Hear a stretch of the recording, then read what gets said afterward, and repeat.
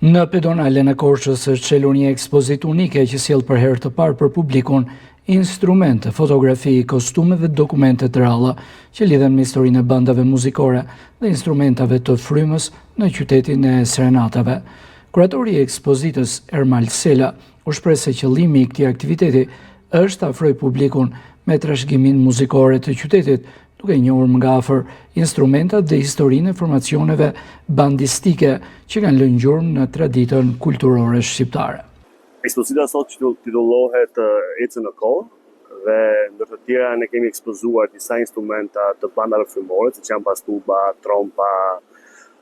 tromboni, flauti, oboja, të cilat janë pjesë e formacionit të bandës frymore. Ndërkohë që ajo që është shumë interesante është dhe ekspozimi për herë të parë i kostumit të Mihail Cikos. Fotografitë që ekspozohen sot janë në të bandës Vatra, e cila është banda e parë muzikore profesioniste shqiptare, e cila u mor dhe për bazë për zhvillimin e bandave të tjera muzikore, ndërkohë që janë dhe banda që janë krijuar më vonë në Rishtazi dhe kanë krijuar historinë e bandave shqiptare. Ndërkaq, Alex Ulioti, koordinatori i artit në Qendrën e Artit dhe Kulturës, theksoi se kjo ekspozitë sjell për herë të parë për publikun edhe kostumin e skenës së krijuesit të operës shqiptare, si dhe elementë të tjerë nga formacione të ndryshme muzikore që kanë ndikuar në zhvillimin e muzikës qytetare. Mihail Ciko.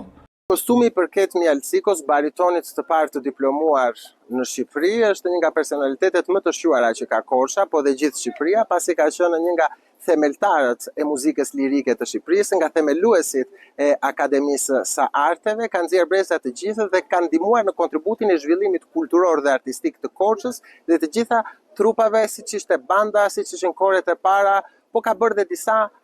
regjistrime në zhanrin e muzikës operistike. Një nga pjesët më të veçanta të ekspozitës është klarineta e mjeshtrit Nevruz Nuri Lulushi, simboli i brezave të muzikantëve korçar, që kanë mbetur në kujtesën e publikut me interpretimet e tyre të paharruara. Ekspozita mbetet e hapur për publikun, duke i dhënë mundësinë qytetarëve të Korçës dhe vizitorëve të njihen me një pjesë të rëndësishme të trashëgimisë muzikore shqiptare.